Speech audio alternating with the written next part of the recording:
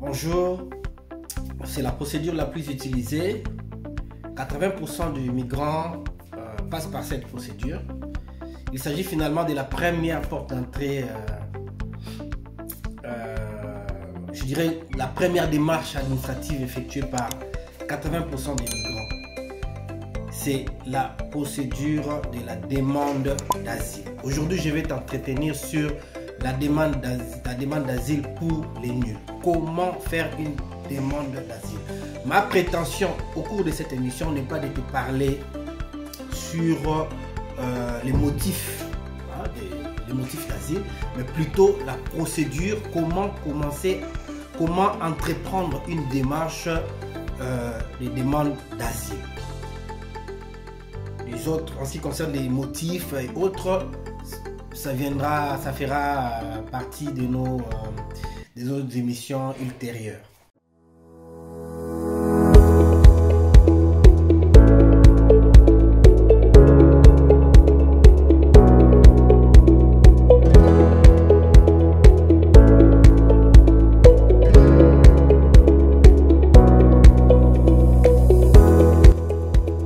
Pour commencer une démarche d'asile, la première des choses à faire, c'est d'appeler une structure qu'on appelle les SPADA. Structure du premier accueil des demandeurs d'asile, SPADA. Cette structure, il s'agit en effet des associations qui ont eu un contrat avec le gouvernement pour pouvoir accueillir les premiers demandeurs d'asile. Alors, c'est tout à fait naturel que je puisse te parler de ce que je connais, donc ce qui se passe en région parisienne. Il est vrai que dans les autres provinces, donc dans les régions, il y a un autre numéro, mais je m'en vais te communiquer le numéro qui est utilisé dans la région parisienne pour pouvoir prendre rendez-vous avec les SPADA. Donc, si tu es dans la région parisienne, tu appelleras les 01 42 500 900. Si tu veux, 01 42 50 09 00. Donc, tu pourras appeler ces numéros pour pouvoir prendre ton rendez-vous. Donc, c'est vrai que c'est pas toujours facile, hein. Il faut insister plusieurs fois. C'est pas au premier appel que tu vas trouver un répondant. Donc, dès que tu as l'opportunité d'avoir quelqu'un au bout du fil, il te fixera un rendez-vous. Et sur base de ces rendez-vous que tu te présenteras, n'est-ce pas, devant leur agence, leur bureau. Alors, c'est là où il faudrait éventuellement amener ce que vous avez comme document d'identification, donc de votre pays d'origine. Ça sera peut-être un acte de naissance ou tout autre document qui peut vous renseigner sur votre identité. Ben, si vous n'en avez pas, eh bien vous n'en avez pas, parce que vous êtes un demandeur d'asile. Il peut arriver que les conditions dans lesquelles vous êtes sorti de votre pays d'origine ont fait que vous n'avez pas eu la possibilité, n'est-ce pas, de tenir vers vous des documents d'identité. Donc ça ne pose aucun problème, vous pourriez vous expliquer. Alors, passé cette étape, la SPADA va vous prendre un rendez-vous. Parce que c'est la SPADA, donc cette structure d'association. Ça peut être France Terre d'Asile, ça peut être Coalia. Ils vont prendre contact avec la préfecture pour vous trouver une date de rendez-vous auprès de la GUADA, guichet unique d'accueil des demandeurs d'asile. Donc, quand vous êtes à la SPADA, à la fin de votre entretien, on vous donne un document et une date éventuellement qui vous qui vous donne la possibilité de passer au jour du rendez-vous à la préfecture. Donc la préfecture, c'est le local de la SPADA, de la GUADA, excusez-moi. Donc, arrivé le jour du rendez-vous à la GUADA, vous vous présentez aussi, hein, n'est-ce pas, si vous aviez un acte de naissance ou un autre document d'identification, vous vous présentez avec, vous allez et on vous posera des petites questions. Ça sera juste des petites questions. Comment vous êtes arrivé en France, Est-ce que vous avez un document sur vous qui prouve votre identité? Quel était votre parcours? C'est quoi votre... On peut même vous demander c'est quoi votre motif d'asile. Mais c'est juste des petits points. Ils n'ont pas besoin... Là, ce n'est pas l'OFPRA, hein, donc ils n'ont pas besoin de connaître tous vos détails de demande d'asile. Donc, dès que c'est fait, vous allez passer aux empreintes. Donc, ils vont prendre vos empreintes. Et sur base des empreintes que vous allez prendre, il y aura éventuellement une décision déjà au niveau de la préfecture, donc au niveau de la Guada. Ça sera soit une décision de procédure accélérée, procédure normale ou la procédure de Dublin. Alors, je vais au cours de cette émission t'expliquer c'est quoi une procédure normale, c'est quoi une procédure accélérée, c'est quoi aussi une procédure de Dublin, ce qu'on appelle les Dublinés. Alors, on commence par la procédure accélérée. Dans la procédure accélérée, si au moment de votre prise d'empreinte, l'agent de la préfecture, l'agent de la Guada, donc l'agent de la préfecture, se rend compte que il y a eu un problème autour de vos empreintes digitales, donc de vos empreintes au niveau des doigts, ou soit vos empreintes ont été effacées, parce qu'il y en a qui s'évertuent à effacer leurs empreintes, ou soit qu'il y a un refus pour pouvoir apposer vos empreintes digitales, et bien l'agent peut prendre la décision de vous passer automatiquement en procédure accélérée. Donc là, c'est le premier motif. Deuxième motif, si vous avez une fausse identité, si l'agent se rend compte que vous lui avez présenté une fausse identité. Je donne un exemple, que vous êtes malien alors que vous vous présentez comme étant un centrafricain. Si l'agent se rend compte de ça, eh ben, il peut automatiquement vous placer en procédure accélérée. Troisième motif, c'est que si l'agent se rend compte que vous avez fait une demande d'asile antérieure avec une autre identité. Donc vous avez fait une demande d'asile antérieure, donc avant, avec une autre identité, eh bien, il peut se décider aussi de vous placer en procédure accélérée. Vous pouvez aussi faire l'objet d'une procédure accélérée si jamais vous avez fait l'objet d'une interpellation de la police et qu'on s'est rendu compte que vous n'avez pas de documents et que par cela, donc vous avez fait une demande d'asile devant la police, on peut automatiquement se décider de vous placer en procédure accélérée. Alors, ça peut aussi arriver, les placements en procédure accélérée peut aussi s'effectuer au niveau de l'OFPRA. C'est-à-dire que vous avez passé déjà l'étape de la préfecture, tout est OK, on vous a remis les documents, les formulaires de l'OFPRA, parce que à l'issue de la présentation auprès de la préfecture, ces mêmes jours, avant que vous puissiez vous séparer avec l'agent de l'OFI ou l'agent de la préfecture, on vous délivre un formulaire. Ces formulaires-là, vous allez les remplir. Ils comportent votre identité, votre historique, comment on appelle ça, votre trajet en fait, votre trajet, par quelle voie vous êtes arrivé en France, quels sont les itinéraires que vous avez pris, voilà, ça s'appelle itinéraire. Quels sont les itinéraires que vous avez pris et tout et tout. Et ensuite, vous renseignez aussi votre histoire, donc un petit résumé de votre histoire, donc l'histoire d'asile, des motifs et autres. Et il y a aussi une rubrique sur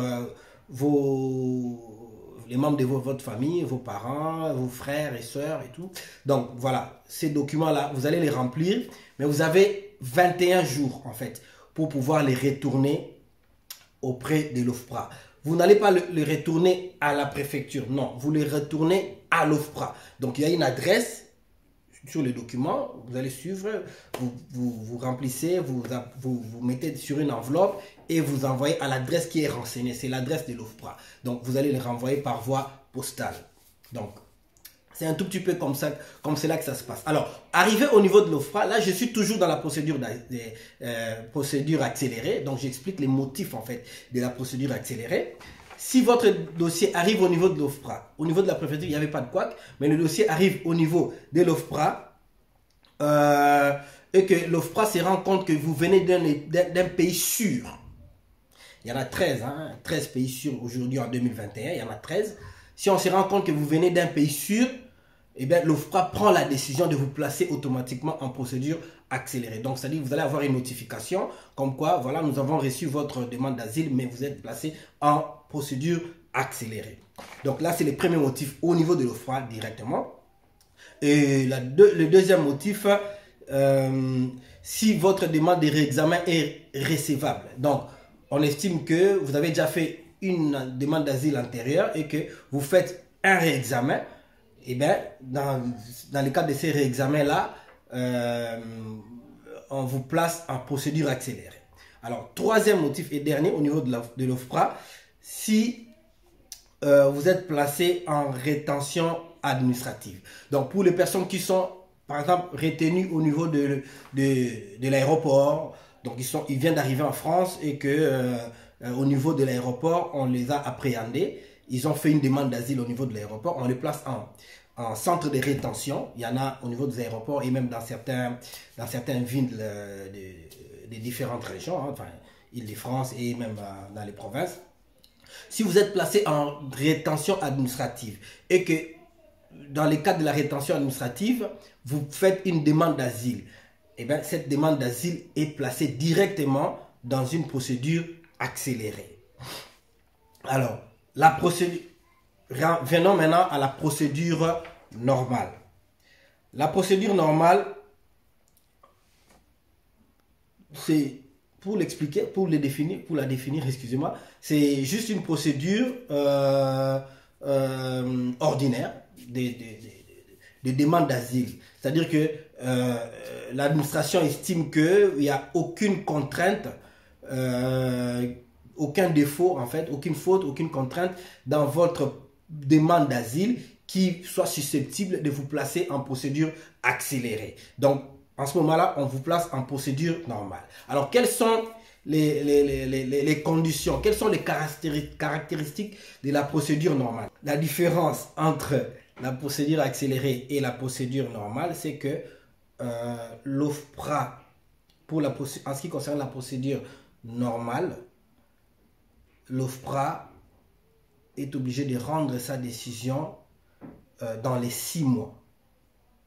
Alors que dans la procédure accélérée, l'OFPRA est obligé de rendre sa décision dans les 15 jours. Et au niveau de la CNDA, l'OFPRA prend la décision dans les 5 semaines qui suivent. Qu'est-ce que je dis? La CNDA rend la décision dans les 5 semaines qui suivent. Excusez-moi pour cette confusion. Donc, voilà, c'est la petite différence qui existe entre les deux procédures. Donc, résolument, dans la procédure accélérée, les choses vont très vite. Alors que dans la procédure normale, les choses vont un tout petit peu lentement, ce qui est tout à fait normal. Alors, autre chose, c'est qu'au niveau de la procédure normale, les juges statuent de manière collégiale. Donc, il y a 3 juges, il y a 3 dans la composition, il y a 3 personnes devant vous au niveau de la CNDA. Alors que pour la procédure accélérée, vous avez une composition unique. Il n'y a qu'un seul juge pour vous poser des questions et tout. Donc, c'est un peu tout ça, la différence entre les deux procédures. Alors, en ce qui concerne les Dublin, c'est la situation où une personne qui vient de faire sa demande d'asile en France et que au niveau de la préfecture, donc au niveau du guichet, on se rend compte qu'effectivement cette personne avait déjà fait sa demande dans un autre État de l'Union européenne. Donc sa première entrée n'est pas l'État français. En ce moment-là, qu'est-ce qui se passe? Ce qui se passe, c'est que vous êtes placé directement déjà dans une situation de rétention administrative. C'est-à-dire que vous êtes placé sous la surveillance de la police, n'est-ce pas?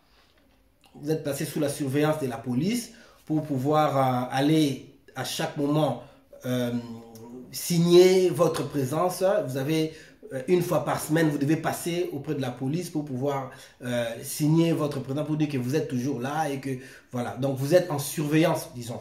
Alors, par rapport à cette procédure, c'est que entre-temps, pendant que vous êtes en train d'être surveillé, pendant que vous êtes en train d'aller en préfecture ou en police pour pouvoir signaler votre présence, signer, l'État français fait la demande en fait. L'État français signale à l'État dans lequel vous êtes arrivé pour la première fois. Si c'est l'Italie, l'Espagne ou je ne sais pas moi quoi. Donc l'État français signale à ces pays-là pour dire que voilà, nous avons quelqu'un ici qui s'appelle X, qui est venu faire sa demande d'asile ici, mais nous nous sommes rendus compte que effectivement il avait fait sa première entrée là-bas chez vous. Donc nous vous demandons de pouvoir les récupérer. Alors pendant ce temps-là, ça peut être plus ou moins long. Vous êtes là en rétention, donc vous êtes là sous surveillance en fait, jusqu'à ce que l'État concerné va répondre. Alors, la réponse, ça sera soit que l'État là accepte que voilà, il est prêt à vous recevoir, ou soit qu'il refuse, n'est-ce pas? Si cet État-là accepte de vous recevoir, l'État français est obligé de vous fournir tous les moyens nécessaires, notamment les transports, pour vous permettre d'aller, de regagner les pays dans lesquels vous êtes entré pour la première fois. Donc c'est ça en fait la différence entre les trois situations qui peuvent se présenter lors de la demande d'asile. Comme je l'avais dit, cette vidéo n'avait pas pour motif d'expliquer les motivations d'asile, les motifs d'asile et autres. Ça fera l'objet d'une prochaine émission où j'aurai le temps de vous expliquer quels sont les motifs d'asile, c'est quoi la décision par rapport à une demande d'asile, la décision de la protection ou la protection subsidiaire ou la décision de rejet ou la décision d'une protection par rapport aux réfugiés. Donc ça fera l'objet de nos prochaines émissions où on va vraiment en parler en long et en large. Entre temps, je vous demande de liker, de vous abonner, de partager au maximum et je vous dis au revoir.